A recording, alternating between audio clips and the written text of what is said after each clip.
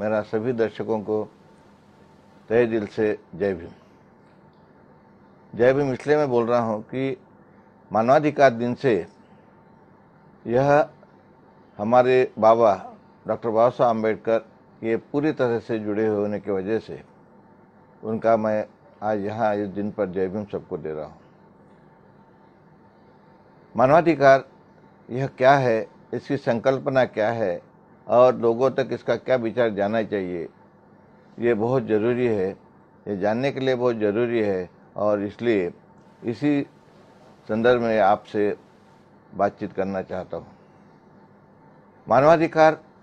इसका मतलब है हमारे जो मूलभूत हक है, जो अधिकार है, हर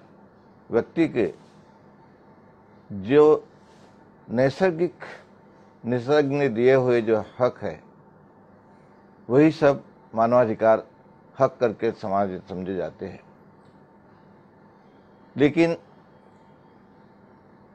अपन ऐसा देखते हैं कि सदियों से जो बलवान है वही दूसरे के हक पर अपना अतिक्रमण करके उनके हक छीन के पूरे हक अपने पास में रखता है और लोगों का उस माध्यम से वो हक दूसरे के हक छीनकर उसका उत्पीड़न करता है। और इसी हक की लड़ाई के लिए दुनिया में कई महामानव हो गए हैं और महानुभाव हो गए हैं जिन्होंने इसका संघर्ष करके हर एक का हक मिलाने का, हर मानव का हक मिलाने का प्रयत्न किया है। मैं सबसे पहले पुरातन काल में अपने देश के इसमें देखेंगे तो 2555 साल के पहले से जब भगवान बुद्ध ने महिलाओं के हक के लिए और हर एक के हक के लिए जो लड़ाई की है, जो धम्म दिया है, समानता का धम्म दिया है, प्यार का धम्म दिया है, बंधुता का धर्म दिया है, वो वहाँ से मानवाधिकार शुरू होते हैं। और वो जो बाबा साहब के पहले गुरु थे, भगवान बुद्ध, बाबा साहब अम्बेडकर के पहले गुरु थे, वहीं से मानवाधिकार के विचार अपने देश में बहुत सालों से चल रहे हैं। जब हक आता है तो उसके साथ में जिम्मेवारी भी आती है। जब मैं अपने हक की बात करता हूँ तो बाकी लोगों से मैं यह अपेक्षित करता हूँ और अपेक्षा रखता हूँ कि उन्होंने मेरे हक में किसी प्रकार का हस्तक्षेप नहीं करना चाहिए। और जब मैं ये चाहता हूँ कि मेरे हक पर मैं किसी ने हस्तक्षेप नहीं करना चाहिए, उसी वक्त मेरी ये जिम्मेवारी आती है कि मैं दूसरों के हक का भी संरक्षण करूँ। ये मेरी जिम्मेवारी होती है। ये एक में के उसका ऐसा रिश्ता है, जोड़ी दामन जैसा इसका रिश्ता है कि जब मैं खुद के हक के बारे में सोचता हूँ तो मुझ पर दूसरे के हक को संभालने की भी जिम्मेवारी आती है। अपने देश में अभी हम 10 दिसंबर यह दिन क्यों मनाते हैं कि यूनाइटेड नेशन ऑर्गेनाइजेशन जो 1945 में जिसकी स्थापना हो गई है, वो यूनाइटेड नेशंस ने जब दूसरे महायुद्ध के बाद में जो कमज़ोर ऐसे राष्ट्र थे, उस राष्ट्र पर ताकतवर राष्ट्रों ने, बलवान राष्ट्रों ने अतिक्रमण करके उनका जो जिस तरीके से वहाँ पूरा विध्वंस किया था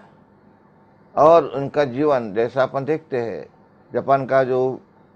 बहुत बड़ा उदाहरण अपने सामने है कि जहाँ बम डालने के बाद में जापान का कितना विध्वंस हो गया। और भी कई देश है कि और कई राष्ट्र है कि जिनका इसी प्रकार से बलवान देशों ने, बलवान राष्ट्रों ने बहुत खात्मा किया था और वहाँ के जो लोग थे उनके मूलभूत हकों का, उनके मानवाधिकारों का हनन किया था। इसलिए यूनाइटेड नेशन ऑर्गेनाइजेशंस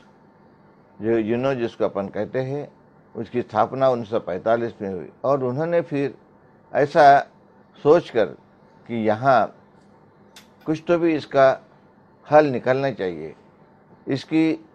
पूरी तरीके से इसमें अच्छे तरीके से लोगों को अपना जीवन यान जीने के लिए ये मिलना चाहिए और उसी संदर्भ में फिर कई देशों को इकट्ठा करके उसकी सदस्यता यूनाइटेड नेशन को देने के बाद में जिनेवा में, बर्लिन में, इंग्लैंड में और अमेरिका में कई कॉन्फ्रेंसेस हो गई, कई चर्चा सत्र हो गए, कई कार्यशाला हुई, और जिस पर इस विषय में, मानवाधिकार के सर्वांगीण विषय में, जैसा आर्थिक विकास, सामाजिक विकास, शैक्षणिक विकास और आरोग्य के बारे में भी विचार, और ये सब के पीछे एक शांतता, बंधुता और प्यार कैसा बढ़े, इसके कई चर्चा सत्र हुए, कई अलग अलग जगह इसकी कार्यशालाएं हुई। और उसके बाद 1948 में एक मानवाधिकार के बारे में एक जाहिरनामा, जिसको अपन इसी नाम से जानते हैं कि जागतिक जाहिरनामा, जिसको universal declaration of human right 1948 के नाम से जाना जाता है, वो जाहिरनामा 10 दिसंबर 1948 में आ गया। और उसमें सभी ह्यूमन राइट क्या होते हैं, मानवाधिकार क्या होते हैं, इसके बारे में पूरी तरीके से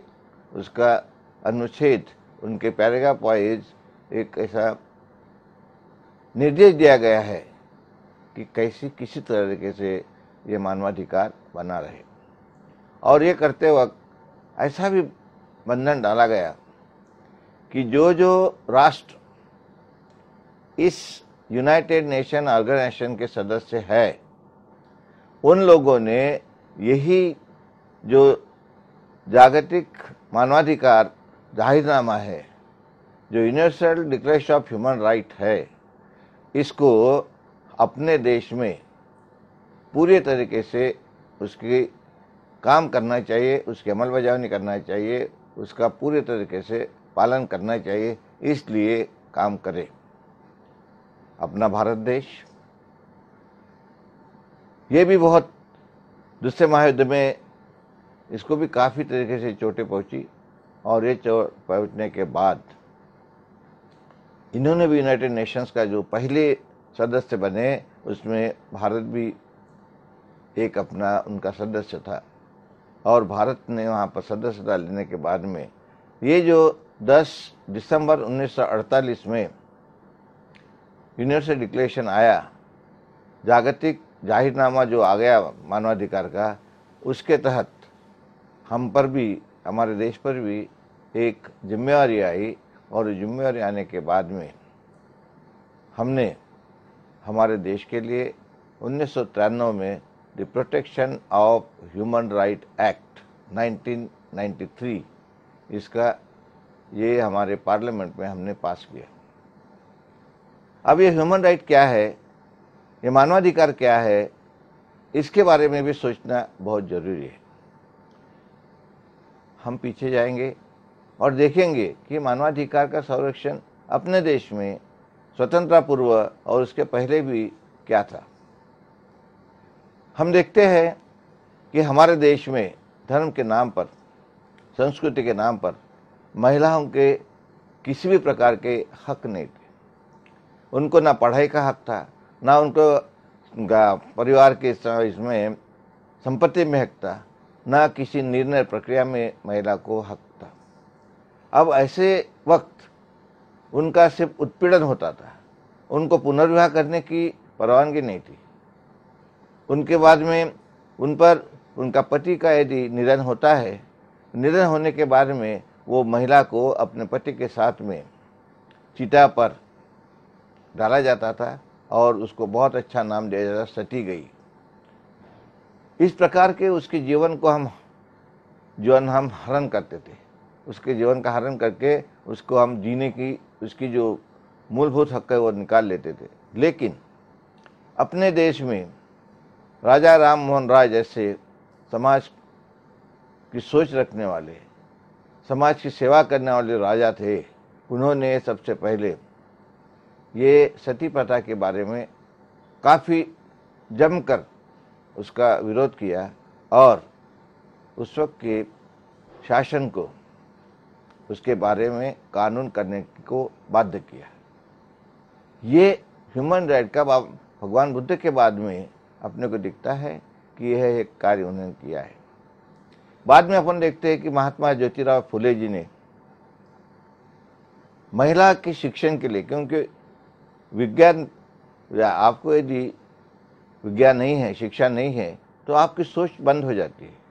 और जब सोच बंद हो गई तो विकास बंद हो जाता है, और विकास बंद हो गया तो तुम्हारी आर्थिक समस्याएं बढ़ती है, आर्थिक समस्याएं बढ़ी तो घर में अशांति आती है।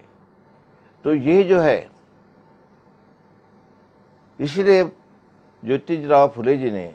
महात्मा ज्योतिराव फुले जी ने पहले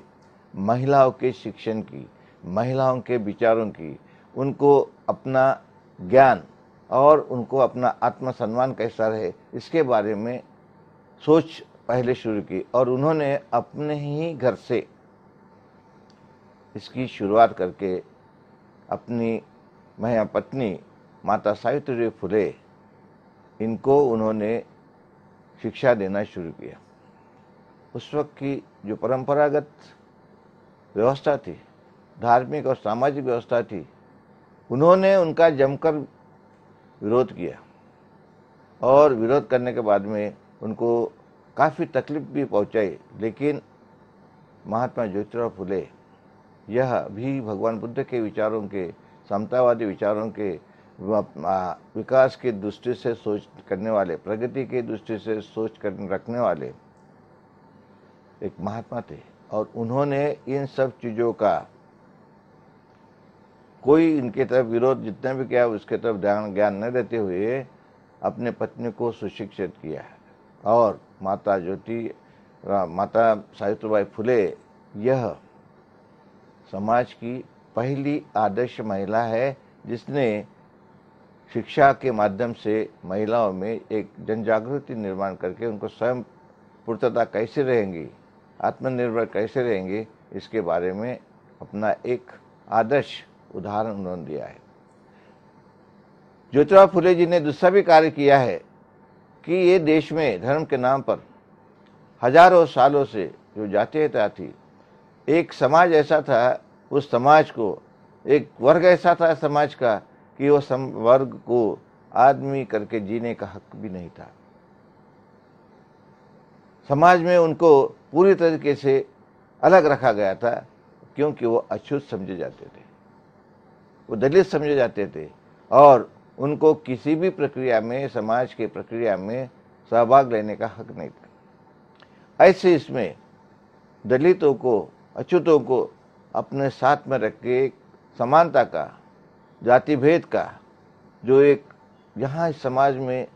एक बीमारी थी, वो बीमारी को तोड़ने का काम ज्योतिराव फुले ने शुरू किया। आगे हम आते हैं तो साहू महाराज ने भी वही किया। आरक्षण देके, वो तो आरक्षण के पहले जनक है, आरक्षण के बारे में उन्होंने किया है। और जो पिछड़े समाज के लोग थे उनको जब तक हम मुख्य प्रवाह के, समाज के मुख्य प्रवाह में, आर्थिक विकास के मुख्य प्रवाह में नहीं लाएंगे, तब तक ये देश का सभी तरीके से सर्वांगीण विकास नहीं हो सकता। ये सोच हमारे राजर्षि साहू महाराज में थी, और उन्होंने फिर उसी तरीके से आरक्षण का और पिछड़े समाज के लोगों को आर्थिक विकास के दृष्टि से शिक्षा देकर उनको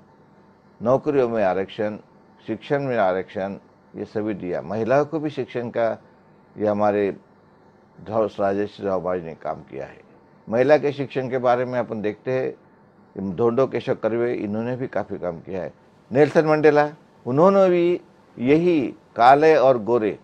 इसके वजह से जो एक समाज में दूरी थी, समाज में दूरियाँ थी, वो दूरियाँ कम करने के लिए उन्होंने काफ़ी काम किया, संघर्ष किया, और दुनिया में वो एक ऐसे आदर्श है जिन्होंने 28 साल यही लड़ा देने के लिए, यही लड़ाई लड़ने के लिए वो जेल में रहे। जीवन की, उनके जवानी की पूरी जो महत्वपूर्ण साल थे, 28 साल उन्होंने जेल में निकाले। लेकिन वो जो उनका संघर्ष था वो मानवाधिकार के लिए होता। जब बाबा साहब अम्बेडकर कोलंबिया यूनिवर्सिटी में 1913 में शिक्षा लेने के लिए गए, उच्च शिक्षा लेने के गए, उस वक्त वहाँ किंग मार्टिन लूथर और वॉशिंगटन, ये दो जने वहाँ पर एक ऐसे काले लोगों के, निग्रो लोगों के नेता थे। लेकिन किंग मार्टिन लूथर यह मानवाधिकार के बारे में सोचने वाले, और उस सोच से वहाँ के जो काले लोग थे, निग्रो लोग थे, उनका जिस तरीके से उत्पीड़न होता था, उनको वहाँ जिस तरीके से उनका शोषण होता था, उनको आदमी करके जीने की कोई किसी भी प्रकार की सहूलत नहीं थी, उसके खिलाफ ये दुनिया में किंग मार्टिन लूथर, इन्होंने जो कोशिश की, वो संघर्ष किया, इसलिए वो भी वहाँ के मानवाधिकार के ही मसीहा है। ये इसी प्रकार की प्रक्रिया शुरू से चलती रही, लेकिन 1945 यह जो है दूसरे महायुद्ध के बाद में सभी राष्ट्रों के जो राष्ट्र प्रमुख थे, उन्होंने सोचा कि नहीं, अणुशक्ति के बाद ये अणुबम है, या बाकी जो और भी विध्वंसक जो शस्त्र बन रहे हैं, ये देश का और उसी तरीके से पूरे दुनिया का नाश करने वाली ये विध्वंसक शक्तियाँ है, इसको तोड़ के बंधुता, प्यार बढ़ाना बहुत ज़रूरी है। और इसलिए उन्होंने फिर यूनाइटेड नेशन ऑर्गेनाइजेशन की स्थापना करके और इसी मानवाधिकार के बारे में सोच से आगे उन्होंने यह United nation declaration of human right ये 10 दिसंबर 1948 को उसका जाहिरनामा निकाला और लोगों में दिया। एक ऐसे हमने हमारे देश की एक भावनाएं हैं और समाज में और लोगों की ऐसी एक भावना रहती है कि मेरे पास में सबसे अच्छी चीज़ होने के बाद में भी मैं जब दूसरे की तरफ देखता हूँ तो उसकी चीज़ अच्छी है, उनकी चीज़ें अच्छी है, ये सोच के मैं दिल में थोड़ा नाराज होता हूँ। उसी प्रकार हमारे देश में जैसा मैंने राजा राम मोहन का नाम लिया, महात्मा फुले का नाम लिया, राजर्षि शाहू महाराज का नाम लिया, धोंडो केशव कर्वे का नाम लिया, और भी हमारे देश के बहुत सारे जो संत महात्मा हो गए, संत रविदास हो गया, संत तुकाराम हो गए, संत नामदेव हो गए, ये सभी लोग समाज सुधारक थे। समाज में अच्छाई लाने के लिए, समाज की जो दुनिया है आदमी में, उसको नष्ट करने की इन्होंने बहुत कोशिश की है। और उसी तरीके से जब बाबा साहब आम्बेडकर यह जो ह्यूमन राइट के एक मसीहा है, मैं इसलिए बोलता हूँ कि जिस व्यक्ति ने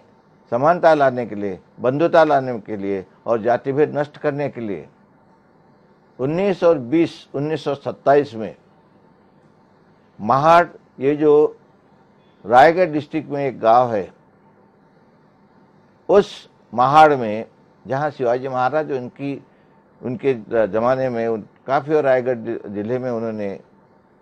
जो लोगों की सुरक्षा के लिए काम किया, उस शिवाजी महाराज के जिले में हमारे डॉक्टर बाबा साहब आम्बेडकर, इन्होंने 19 और 20 मार्च 1927 में मीठे पानी का जो तालाब था महाड़ में, वहाँ पर जाके संघर्ष शुरू किया। क्यों किया संघर्ष? ये भी सोचना पड़ेगा कि इस समाज में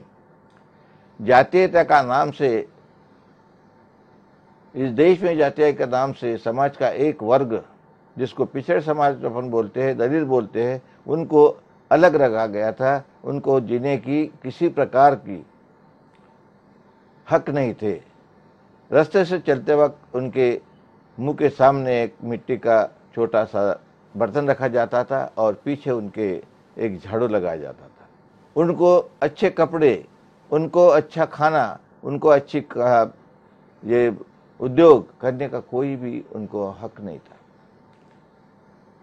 सबके पीने के पानी की जगह जाके पानी लेने के लिए भी उनको हक नहीं था। इसीलिए डॉक्टर बाबा साहब आम्बेडकर ने 19 और 20 मार्च 1927 में महाड़ के मीठे पानी के तालाब पर जाके सत्याग्रह किया। उस सत्याग्रह में बाबा साहब के साथ में सभी वर्ग के, सभी समाज के ब्राह्मण समाज के, मराठा समाज के, मुस्लिम समाज के, ये सभी लोग उनके साथ में उस संघर्ष में और उस सत्याग्रह में भागीदार थे। ये सभी विचार के जो समाज के लोग थे वो मानवाधिकार का संरक्षण करने के लिए बाबा साहब के साथ में आए, और उस संघर्ष में, उस सत्याग्रह में बाबा साहब का पर लोगों ने, जो पुराने विचारों के लोग थे, रूढ़िवादी विचारों के लोग थे, परंपरावादी विचारों के लोग थे, उन्होंने उन पर हमला किया, और हमला करने के बाद में बाबा साहब को भी चोटें आई और वहाँ उनका खून बहा। यह मैं 1927 की बात बता रहा हूँ। उसके बाद में बाबा साहब ने नासिक के कालाराम मंदिर में मंदिर प्रवेश, पिछड़े समाज के लोगों को मंदिर में, भगवान सबका है, सबके लिए उनका मंदिर खुला रहना चाहिए, लेकिन जो एक विशिष्ट वर्ग था समाज का, वो उनको, ये बाकी लोगों को, पिछड़े समाज के लोगों को मंदिर में भी प्रवेश देना नहीं देते थे। इसलिए उन्होंने 1930 में ये कालाराम सत्याग्रह नासिक का ये इन्होंने शुरू किया। ये जो सत्याग्रह बाबा साहब ने किए, ये खुद के लिए नहीं किए, तो एक पिछड़े समाज के लोगों को उनका हक देने के लिए, उनके अधिकार देने के लिए, उनको सभी व्यक्ति समान है, इस चीज़ के लिए बाबा साहब ने संघर्ष किया और खून बहाया। और बाद में जब उनको संविधान बनाने की उपलब्धि प्राप्त हुई, जब उनको वो मौका मिला, वो अवसर मिला, उस वक्त डॉक्टर बाबा साहब अम्बेडकर ने फंडामेंटल राइट, ये एक पूरा वहाँ पर उसका जो एक परिच्छेद है, वो परिच्छेद बनाए, और जिसमें सभी समाज के लोगों को, ओबीसी से लेके तो अल्पसंख्यक लोगों को लेके सभी को हक कैसे रहेंगे, ये फंडामेंटल राइट्स, जिसका अपन मूलभूत हक बोलते हैं, वो मूलभूत हक उन्होंने उनको दिला दिए। ये हमारे संविधान में बाबा साहब ने उसकी पूरी तरीके से उसका कैसा रहना चाहिए, क्या होना चाहिए, कैसे हक मिलना चाहिए, उसका विचार करके उसका सभी का उसमें समावेश किया है। इसलिए मैं हरदम बोलता हूँ कि मानवाधिकार के लिए जो 1920, 1927, 1930, 28, ये सब साल ऐसे हैं कि जिसमें बाबा साहब ने इस आधुनिक युग में समानता के लिए, बंधुता के लिए, जातिभेद नष्ट करने के लिए, सबको समान हक देने के लिए, और संविधान में भी उसका पूरी तरीके से ये करने के बाद में, समाविष्ट करने के बाद में जो कार्य किया है। इसलिए मैं जब मानवाधिकार आयोग महाराष्ट्र राज्य का अध्यक्ष था, उस वक्त मैंने पूरे तरीके से जब हमारी राष्ट्रीय और अंतर्राष्ट्रीय ये सम्मेलन हुए, चर्चा सत्र हुए मानवाधिकार पर, उस वक्त मैंने सबके सामने बहुत गर्व के साथ में ये रखा कि मानवाधिकार के प्रणेता, मानवाधिकार के जनक और मानवाधिकार के सभी मसीहा, ये हमारे डॉक्टर बाबा साहब अम्बेडकर है, और उन्होंने ही इस प्रकार का ये मानवाधिकार के बारे में सब कुछ किया है। ये बात हम झुटला नहीं सकते। अब मैं आऊँगा अपने देश में, जो 1993 में यूनाइटेड नेशंस के जो डिक्लेरेशन ऑफ ह्यूमन राइट 10 दिसंबर 1948 में हुआ, उस आदेश के ख्याल में रखते हुए 1993 में the protection of human right act 1993 पास किया गया। ये पारित होने के बाद में सितंबर 1993 में पास हुआ, पार्लियामेंट में पास किया। उन्होंने उसमें ऐसी सुविधा की कि देश में एक मानवाधिकार का एक आयोग रहेगा, ह्यूमन राइट का एक कमीशन रहेगा, जिसमें पूरे इसकी सोच रहेगी, और ये 5 लोगों का कमीशन रहेगा, जिसमें chief justice of India, retired chief justice of India, यह उसके चेयरमैन रहेंगे। उसके साथ में एक सुप्रीम कोर्ट की निवृत्त न्यायाधीश और एक किसी भी हाई कोर्ट के निवृत्त मुख्य न्यायाधीश, यह 3 मेंबर और 2 मेंबर जिन्होंने सामाजिक जीवन में अपना पूरा मानवाधिकार के लिए संघर्ष किया है और उसको आगे बढ़ाया, ऐसे एनजीओ जो सरकारी नहीं लेकिन खासगी तरीके से समाज में ये अपने मानवाधिकार के बारे में संघर्ष करके लोगों में उसका विचार दे, इस प्रकार के 2 कार्यकर्ता लोग उसमें लिए जाएंगे। यह राष्ट्रीय आयोग की इस प्रकार की संकल्पना थी। उसमें पूरी तरीके से पुलिस अधिकारी डीजी लेवल का, director general of police level का एक वहाँ पर इन्वेस्टिगेशन ऑफिसर रहेगा, एक सर्विस में का, दूसरा एक सीनियर आईएएस ऑफिसर उस कमीशन का सचिव रहेगा और उनका पूरे तरीके से किस तरीके से उसका कार्य करे और उनको पूरे तरह से स्वायत्तता दी गई। उसी प्रकार हर एक राज्य ने अपना एक आयोग होना चाहिए, उनका हर एक राज्य का एक आयोग होना चाहिए, इसका भी प्रावधान उसमें कर दिया गया। पहले जब ये कानून 1993 में पास हुआ, उस वक्त हर एक राज्य का जो कमीशन था, आयोग था, वो आयोग में 5 सदस्य रखे गए थे, ये राष्ट्रीय आयोग के अनुसार, जिसमें निवृत्त मुख्य न्यायाधीश ये उसके अध्यक्ष रहते थे और एक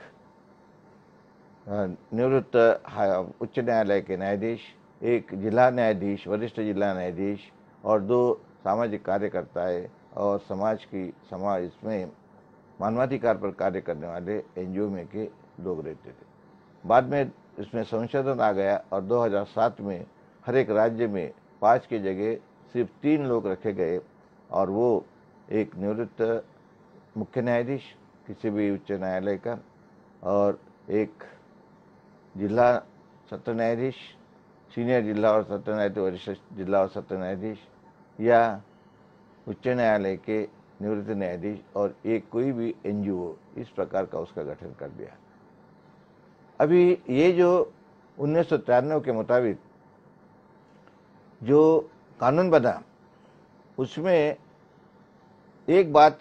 खास ध्यान में रखने लायक है, वो यह कि जब हमारे संविधान में फंडामेंटल राइट्स, मूलभूत हक पाने के लिए न्यायालयीन प्रक्रिया रखी है, फिर ये हमारे ह्यूमन राइट कमीशन वगैरह क्यों बनाए गए या कानून क्यों बनाया गया? बाबा साहब अम्बेडकर ने जब संविधान बनाया और उनके जब पार्लियामेंट असेंबली में जब उनके डिबेट हुए, उस वक्त बाबा साहब का कहना था कि इस देश में बहुसंख्य लोग ऐसे हैं कि जो आर्थिक विपස්සना में, आर्थिक उनकी जो परिस्थिति है यह बहुत कमज़ोर है और न्याय लेने के लिए, न्याय पाने के लिए हर व्यक्ति अपना मूलभूत हक पाने के लिए कोर्ट में जाके इतना ये लंबी प्रक्रिया और लंबे जो खर्चे हैं वो उनको सह नहीं सकेंगे। इसलिए कानून या हर व्यक्ति के दरवाजे में जाए और उसको न्याय दे, ये बाबा साहब की संकल्पना थी। इसीलिए बाबा साहब ने जब संविधान किया, वो संविधान बनाते वक्त ऐसे प्रावधान करके रखे हैं कि कमीशन हो। जैसे अपन देखते हैं कि अनुसूचित जाति जमाती के कमीशन है, ओबीसी के कमीशन है, विजेंटी के कमीशन है, ये कमीशन बनाए गए और लोगों को न्याय देने की प्रक्रिया की गई। तो इसी प्रकार ये जो 1993 का कानून है, उसमें एक खास बात यह है कि जो अपने संविधान में हर एक राज्य पर और राष्ट्र पर एक जवाबदारी दी गई है, जिसको डायरेक्टिव प्रिंसिपल अपन बोलते हैं, मार्गदर्शक तत्व जिसको बोलते हैं संविधान में, उस पर समाज का आर्थिक, सामाजिक, शैक्षणिक, आरोग्य के दृष्टि से विचार करना और उसकी सहूलत देना, ये हर एक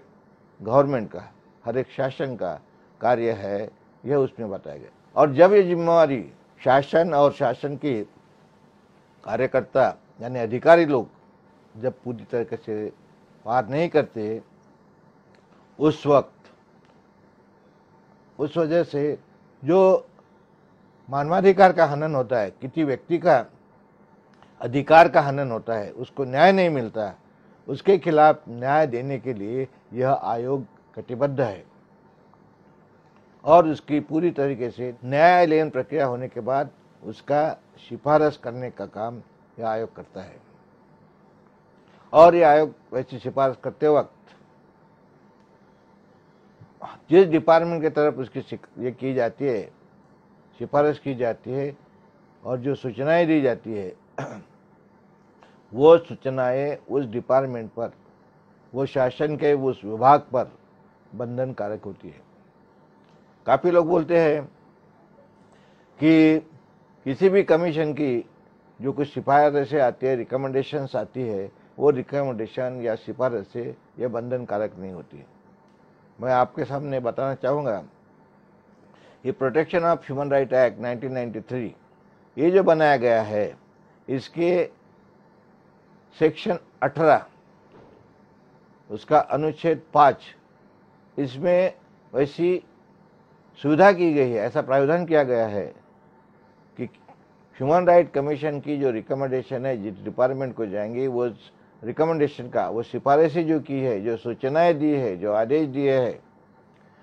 उसका पालन करना उस डिपार्टमेंट पर बंधन कारक है। और सिर्फ बंधन कारक ही नहीं,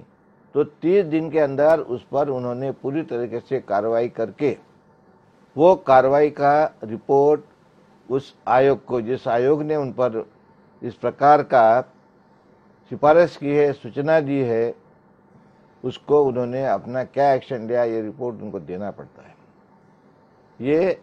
सेक्शन 18 कलम 18 ये जो प्रोटेक्शन ह्यूमन राइट एक्ट है, इसके तहत इसकी व्यवस्था की गई है। और यदि किसी डिपार्टमेंट को ये सिफारिशें उनको गलत लगती है, तो उसके खिलाफ वो हाई कोर्ट में रीट पिटीशन डाल सकते हैं। उस आयोग के रिकमेंडेशन पर किसी प्रकार की अपील नहीं होती। उसी प्रकार यदि कोई कार्रवाई नहीं की गई, तो आयोग उन पर ह्यूमन राइट कोड, जो प्रोटेक्शन ह्यूमन राइट एक्ट के कलम 30 में दिए गए, उसके मुताबिक कार्रवाई कर सकते हैं। ये सब जो सुविधाएं की है, ये जो सभी बातें की है, इसमें डॉक्टर बाबा साहब अम्बेडकर का समाज के प्रति और देश में भाईचारा हो, समानता हो, लोगों में आर्थिक, सामाजिक, शैक्षणिक और आरोग्य की दृष्टि से विकास हो, इसके लिए जो काम किया है, और यह काम जो बाबा साहब का है, इसलिए मैं बोलता हूँ कि डॉक्टर बाबा साहब अम्बेडकर यह मानवाधिकार के जनक है, प्रणेता है। और जो कुछ भी कानून है, वो कानून के तहत सभी ने अपना भाईचारा, अपना प्यार निभाना चाहिए। और जब हम मानवाधिकार की या हमारे हक की बात करते हैं, उसी वक्त हमारे पर दूसरे के हक को निभाना, दूसरे का हक रखना, ये भी हमारी जिम्मेवारी होती है।